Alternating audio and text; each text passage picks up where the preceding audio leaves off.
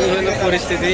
তো আপনারা দেখতে পাচ্ছেন তেলের পাম্পে তেল নেওয়ার জন্য প্রচুর ভিড়। আমি নিজেও আজকে পেট্রোল পাবো না, আমি স্বীকার করি, কারণ আমি ভয়াবহ পিছনে। আমি যদি একটু লক্ষ্য করে দেখাই আপনাদের এই চিত্র,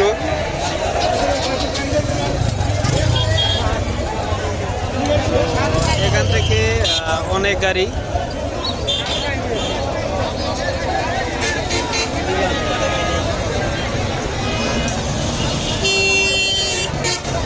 এই হচ্ছে অবস্থা। আমি যদি আপনাদের আরো দেখানোর কাছ থেকে চেষ্টা করি থেকে। ভাই মানুষ মোটর সাইকেলে তেল পাচ্ছে না, আপনি জার্কিন নিয়ে আসছেন কেন? ও আচ্ছা আচ্ছা, কিছুই পাবেন না তাহলে।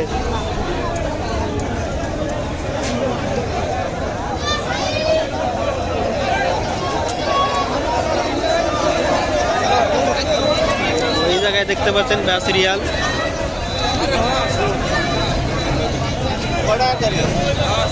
এ পারবে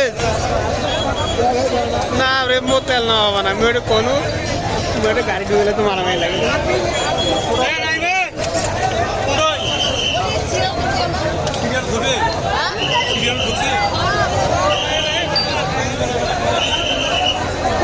এখানে দেখেন আইন শৃঙ্খলা বাহিনী আছে।